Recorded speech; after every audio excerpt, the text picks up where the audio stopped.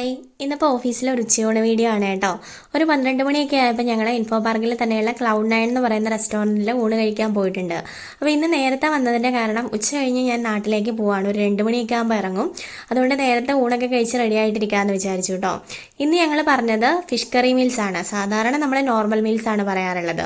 അപ്പോൾ സാമ്പാറിൻ്റെ കൂടെ ഞാൻ കുറച്ച് പച്ചമോരും കൂടി ഒഴിച്ചിട്ടുണ്ട്. സാമ്പാറും പച്ചമോരും കൂടിയുള്ള ഒരു കോമ്പിനേഷൻ എനിക്ക് ഭയങ്കര ഇഷ്ടമാണ് കേട്ടോ. അപ്പോൾ അതേ മീൻകറി ഞാൻ ഇച്ചിരി ടേസ്റ്റ് ചെയ്ത് നോക്കുന്നുണ്ടായിരുന്നു.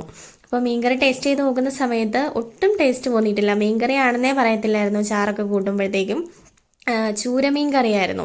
ഇവിടെ സാധാരണ നോർമൽ മീൽസിന് വരുന്ന റേറ്റ് 85 രൂപയും ഫിഷ് കറി മീൽസിന് 110 രൂപയാണ് കേട്ടോ.